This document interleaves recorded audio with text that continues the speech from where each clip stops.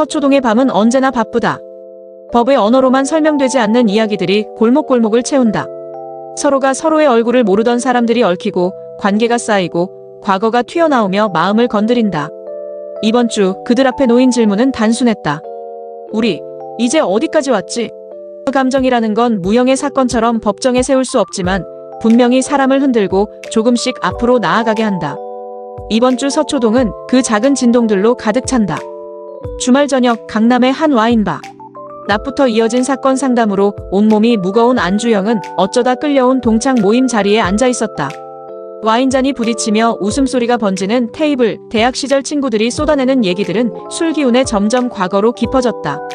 야, 너 그때 기억나냐? 홍콩에서 다리 삐끗한 그 애. 걔 이름이 뭐였지? 강희지. 아, 맞다. 강희지. 그 순간 주영의 잔이 멈췄다. 옆자리에서 잔을 기울이던 희지의 표정도 굳어졌다. 놀란 웃음, 당황한 시선. 주영은 급히 물을 마시며 말을 막았다. 야야, 그만하자. 그런 얘기 왜 꺼내냐? 희지는 억지로 웃으며 고개를 숙였지만 마음속은 요동쳤다. 10년 전 홍콩 골목에서 발목을 다쳐 울고 있던 자신을 업고 달리던 주영. 좁은 호스텔 방에서 피아노를 흉내내며 웃던 밤, 부모님 얘기를 꺼내며 눈시울이 붉어졌던 그 밤. 그녀에겐 그 모든 순간이 첫사랑이었다. 하지만 그때는 입을 닫았고 이제 와서야 다시 마주한 이름이 입안에서 돌았다. 와인바를 나와서도 공기는 묘하게 서먹했다. 동창들은 술 기운에 떠들며 다른 곳으로 향했고 주영과 희지만 천천히 강남 골목을 걸었다.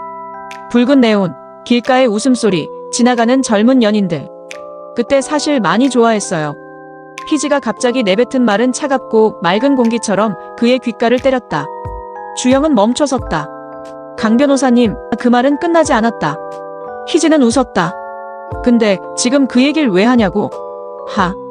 웃음 속에 떨림이 있었다. 주영은 웃지 못했다. 그들은 말없이 걸었다. 스칠 듯 안 스치는 손끝, 부딪힐 듯 안 부딪히는 어깨. 지나가는 가로등 불빛이 둘의 그림자를 길게 느렸다. 주영의 속마음은 복잡했다. 그때 홍콩에서 그는 왜 그녀를 놓았을까? 어쩌면 그때의 자신은 감당할 수 없었을 뿐일지도. 지금은 다를까?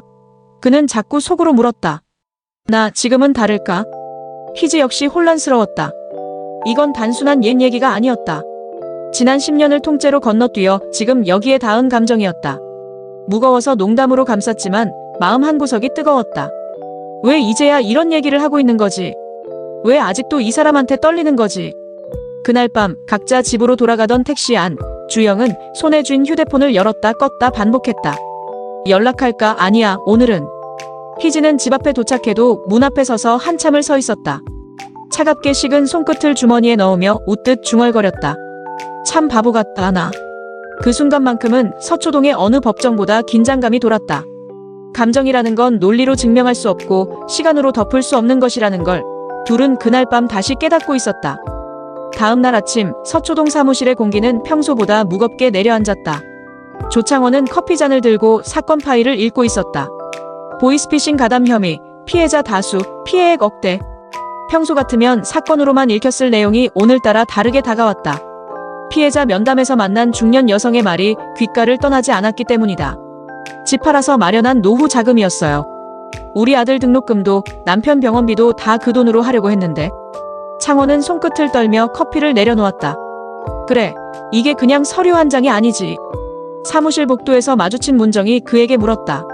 선배, 괜찮아요? 창원은 습관처럼 괜찮아, 뭐. 라고 웃었지만 눈 밑엔 짙은 그림자가 내려앉아 있었다. 그는 그날 하루 종일 가해자 접견을 준비했다. 수십 건의 계좌 내역, 통화 기록, CCTV 자료. 하지만 접견실에서 마주한 20살 남짓한 청년은 창원을 더욱 무겁게 했다. 저도 피해자예요, 저도요. 떨리는 목소리, 그 안에서 창원은 무너진 듯한 자신을 봤다. 저녁이 되어도 사무실 불은 꺼지지 않았다. 문정이 임산부 배지 홍보 캠페인 준비로 자리를 비운 사이 창원은 창가에 서서 밖을 바라봤다. 나는 누구의 편이지? 피해자의 편? 가해자의 편? 아니면 그 중간 어딘가? 창원은 한참을 그렇게 서 있다가 숨을 길게 내쉬었다. 그의 손이 떨렸지만 이번에도 그는 주머니에 손을 찔러넣고 농담처럼 중얼거렸다. 그래도 내일 또 해야지. 사무실로 돌아온 문정이 조용히 창원에게 초코바 하나를 건넸다. 이거라도 먹어요. 얼굴이 말이 아니에요. 창호는 웃었다. 야, 나 괜찮다니까. 하지만 문정이 미소 지으며 말했다. 괜찮은 사람은 그런 얼굴 안 해요. 그 말에 창호는 잠시 멈췄다가 초코바를 받아들었다. 그 작은 순간 사무실 안 공기는 조금 따뜻해졌다. 창호는 다시 사건 파일을 열었다. 피해자 진술, 가해자 진술, 법리 논쟁. 그 모든 글자들이 이제는 사람들의 얼굴로 다가왔다. 창호는 속으로 다짐했다. 이번 사건 쉽게 넘기지 않겠다. 사무실 복도 끝, 늦은 시간까지 불이 켜진 창원의 자리에서 작지만 묵직한 싸움이 시작되고 있었다. 늦은 오후, 배문정은 지하철역에서 임산부 배지 홍보 캠페인을 진행 중이었다. 작은 안내 피켓을 들고 서 있는 그녀에게 시선이 몰렸다. 하지만 문제는 예상치 못한 곳에서 터졌다. 임산부 배려석에 앉아있던 중년 남성이 옆에 있는 학생을 향해 언성을 높인 것이었다. 내가 아픈 거 안 보여? 학생이 뭘 알아? 그 순간 문정의 눈빛이 달라졌다. 평소 웃음 많던 얼굴은 단호하게 굳었고 조용히 말했다. 선생님, 죄송합니다만 여기는 임산부 배려석입니다. 학생이 그 얘기를 한 것이고요. 자리 양보 부탁드립니다. 낮고 단단한 목소리에 주변 사람들이 숨을 죽였다. 결국 남성은 머쓱한 듯 일어섰고 문정은 임산부에게 작게 웃으며 고개를 숙였다. 이게 내가 할 수 있는 일이구나. 돌아서는 그녀의 발걸음은 묵직했지만 마음은 후련했다. 사무실로 돌아온 문정은 점심시간에 류진과 하상기가 주고받는 대화를 멀리서 바라보았다. 류진이 커피를 들고 다가가 웃으며 말했다. 하 변호사님, 요즘 왜 이렇게 말씀이 없으세요? 설마 저 때문인가요? 상기는 짧게 헛웃음을 터뜨리며 그런 말씀 마세요. 그런 일 없습니다라고 답했다. 평소 같으면 아무렇지 않게 지나쳤을 장면이 문정에게는 낯설게 느껴졌다. 류진의 장난기 어린 눈빛, 상기의 미묘하게 굳은 표정, 그리고 그 안에 흐르는 묘한 공기. 저녁 무렵 류진은 상기에게 따뜻한 아메리카노를 건넸다. 오늘도 고생 많으셨어요, 하 변호사님. 상기는 당황한 듯 이런 건 안 주셔도 되는데 감사합니다. 라고 말했다. 류진은 웃으며 말했다. 괜찮아요. 저도 요즘 하 변호사님 덕분에 배우는 게 많거든요. 잠시 시선이 마주쳤다가 둘은 동시에 피식 웃었다. 그 안엔 아직 이름 붙일 수 없는 감정이 작은 불씨처럼 피어오르고 있었다. 늦은 밤 옥상에 선 상기는 바람을 맞으며 숨을 고르고 있었다. 류진이 뒤따라 올라왔다. 여기 계셨네요. 상기는 놀란 얼굴로 돌아보며 류진 변호사님, 이 시간에 여긴 웬일이세요? 류진은 웃으며 말했다. 그냥 생각 정리할 때가 필요해서요. 둘은 긴 말 없이 서울의 불빛을 바라봤다. 한참 후 상기가 조용히 말했다. 류진 변호사님, 저는 이런 거에 서툽니다. 류진은 부드럽게 웃으며 답했다. 저도요. 하지만 서툰 게 꼭 나쁜 건 아니잖아요. 그 순간 옥상 위 공기는 차갑지만 따뜻했다. 사무실 안에 다른 사람들조차 몰랐던 두 사람만의 작은 공감. 그것은 아주 조용한 시작이었다. 늦은 밤 강희진은 사무실 책상 앞에서 한숨을 내쉬었다.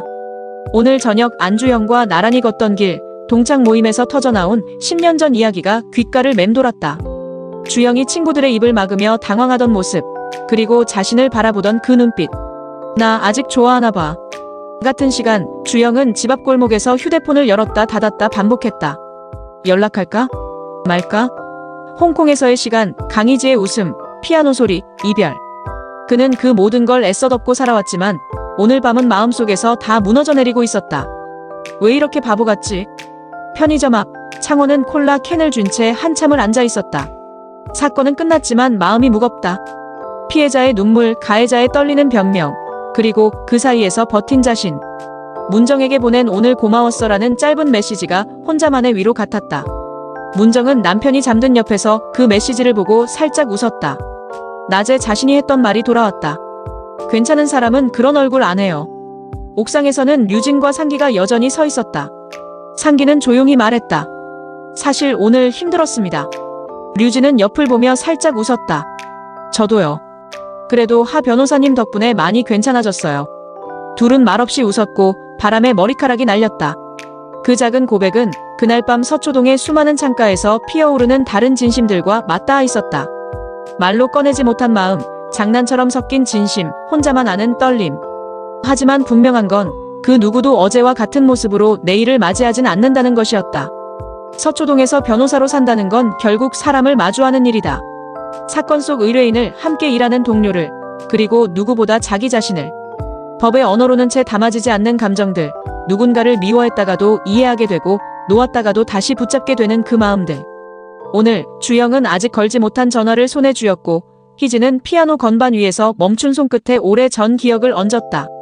창원은 거울 속 자기 얼굴을 보고 작게 웃었고 문정은 남편의 옆모습을 바라보며 속으로 다짐했다.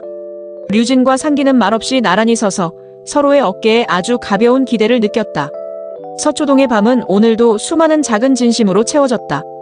그 진심들은 내일이면 웃음으로, 또 내일이면 싸움으로, 또 그 다음 날이면 이해로 바뀔지도 모른다.